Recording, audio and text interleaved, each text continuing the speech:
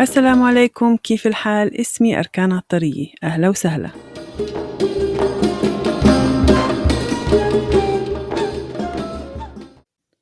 السلام عليكم، اسمي أركان عطرية. Welcome back to Arabic Sahel Easy Arabic Podcast. Welcome to lesson 18. Before I start the lesson, I would like to give a big shout out to Ruqayya_NBM on Instagram. Thank you very much for following me, liking the posts, and even commenting. I hope to see more interaction from you and from all the listeners. Here's a quick reminder. Please go find Arabi Sahel podcast on Instagram and TikTok.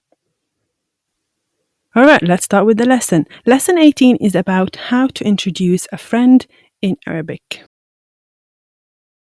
Okay, so we're introducing here a male friend and a female friend.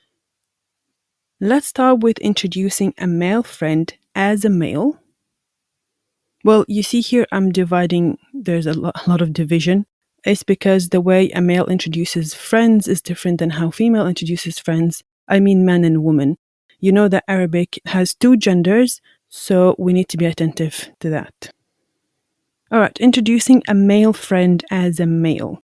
I'm including here basically 3 sentences. I'm keeping it short, but straight to the point. So we're going to start with the first sentence. How do you say this is my friend and the name? Let's pick our male friend for this lesson is Mahmoud. Mahmoud. So as a male, introducing Mahmoud, you should say هذا صاحبي محمود. هذا صاحبي محمود.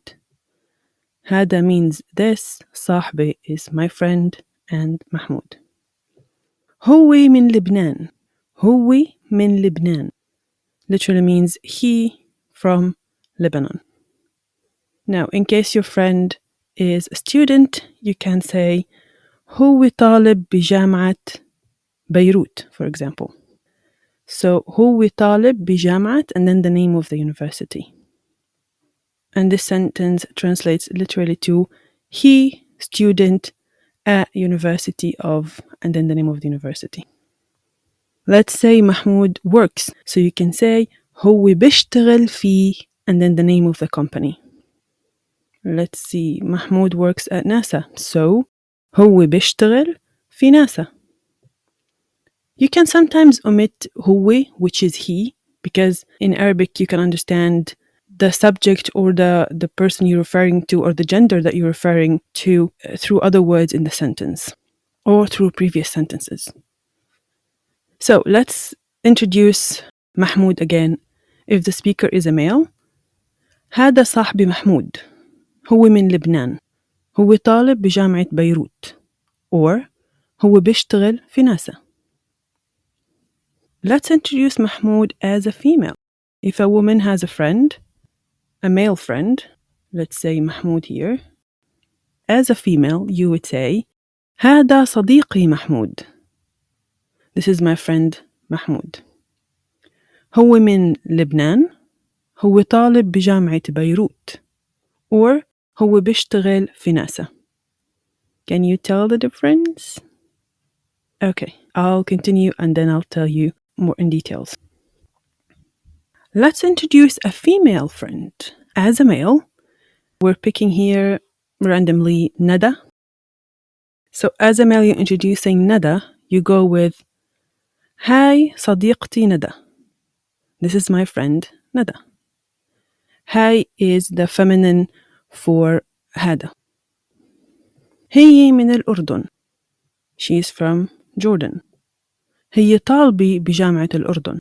She is a student at Jordan University.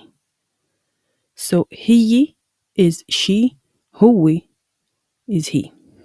Or if she works, هي بتشتغل في Apple. Introducing a female friend as a male. هاي صديقتي ندى. هي من الأردن. هي طالبة بجامعة الأردن. Or هي بتشتغل في Apple. Introducing Nada as a female goes like this. هاي صاحبتي ندى. هي من الأردن. هي طالبة بجامعة الأردن. Or هي بتشتغل في أبل. Now, if you haven't noticed, the introduction that I'm teaching here, it's all in Shami. Basically because this is the way people interact. People interact using a dialect. You could rarely use Fusha to communicate with people. My goal here on this podcast is to teach you Fusha because it is important and it kind of is the basic. If you know Fusha, you kind of are good everywhere else in the Arab countries.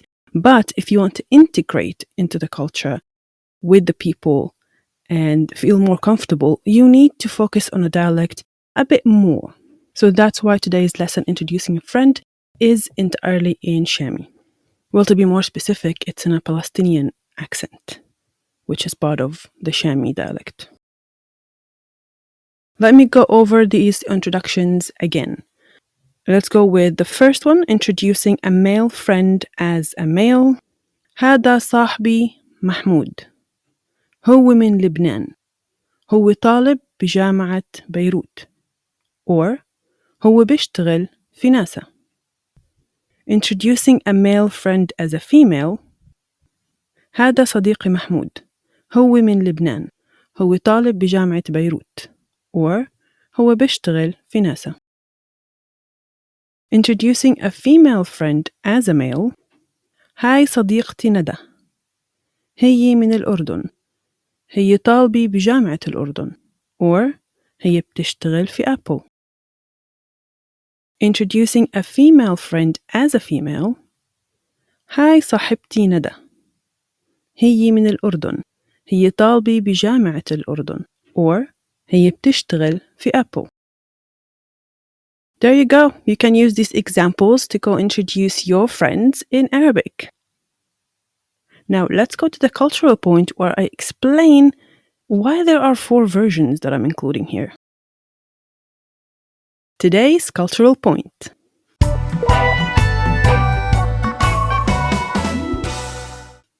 So why do I have 4 versions of introducing friends? Introducing male as a male or introducing male as a female? If you have noticed, there are different vocabulary that we use for friend.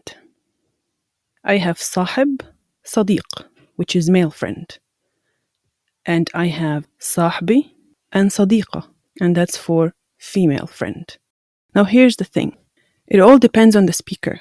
If the speaker is a male and he says SaHeb for a male friend, that means a male friend.